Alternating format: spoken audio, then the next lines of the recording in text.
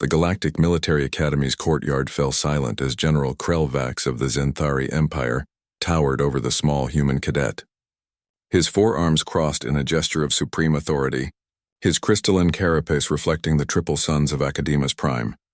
"You will kneel." The general's translator implant rendered his clicking mandibles into cold, precise words. "You will beg forgiveness for your insolence, Deathworlder." Cadet Sarah Chen stood at parade rest, her 5'3" frame dwarfed by the 8-foot alien commander. Around them, 200 cadets from 40 species watched with varied appendages and sensory organs. None had ever seen a student refuse a general's direct order. "With respect, sir, I will not," Sarah replied, her voice steady. The general's compound eyes shifted through a spectrum of colors, confusion, then anger. In his 3 centuries of service, no cadet had ever defied him. Certainly not a human, those fragile creatures from the death world called Earth who had only joined the galactic community 2 solar cycles ago. "Your species is new here, cadet," Krelvax hissed. "You do not understand your place. You come from a world of such savage conditions that it is classified as a Class 12 death world. You should be grateful we even allow your kind to attend this institution."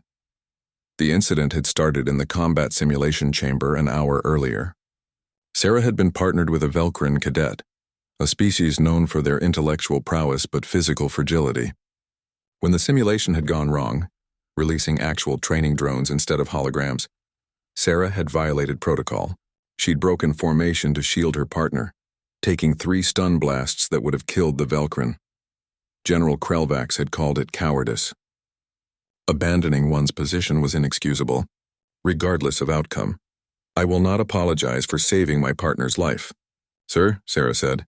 The general's bioluminescent throat sac flared with indignation. "Then you will kneel and beg, or you will be expelled and your species' participation in this academy will be reviewed.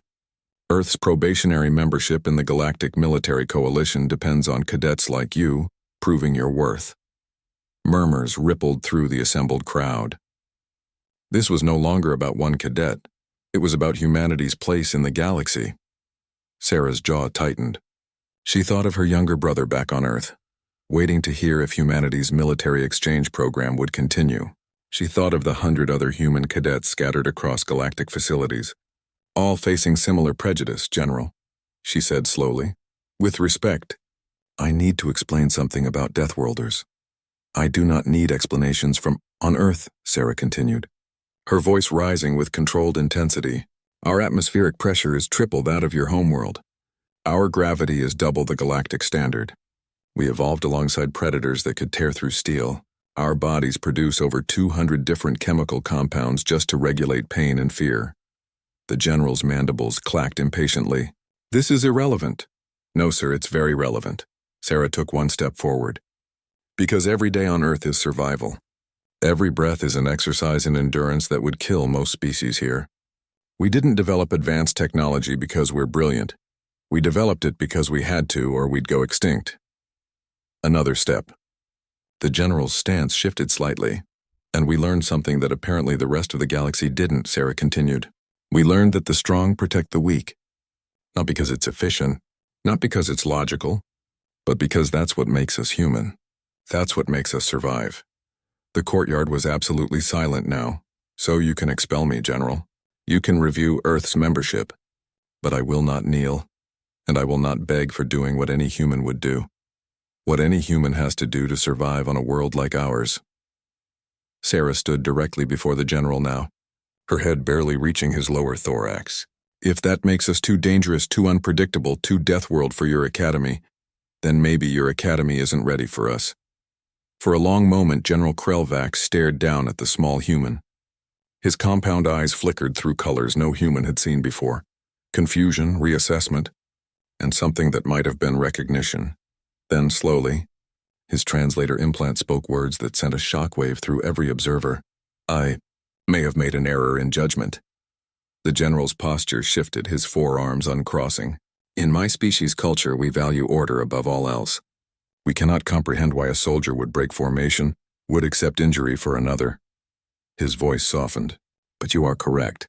I am not ready to understand Deathworlders." He stepped back and then, impossible, unthinkable, the general lowered himself, bringing his head level with Sarah's. Teach me, he said. Teach us. That is why you are here, is it not? Not just to learn from us, but to show us what humanity brings to the stars. Sarah's eyes widened. Around them, cadets erupted into shocked chatter in a dozen languages. The general rose to his full height again, his voice booming across the courtyard. Cadet Chen showed courage, not cowardice. She demonstrated a principle that perhaps our civilization has forgotten in our pursuit of efficiency. That strength means nothing if we do not use it to protect others. He turned to address all the assembled cadets. Let this be a lesson. The galaxy is vast, and every species brings wisdom, especially those from Deathworlds. As the crowd dispersed, the Velcrin cadet Sarah had saved approached on trembling legs. Thank you, the small alien whispered. For the simulation. And for this, Sarah managed to smile. That's what teammates do. Later, as she walked back to the dormitories, she felt Earth's gravity in her bones, that constant, crushing weight that humans carried everywhere they went. It no longer felt like a burden. It felt like strength. And for the first time since arriving at the Galactic Military Academy, Sarah Chen felt that humanity truly belonged among the stars.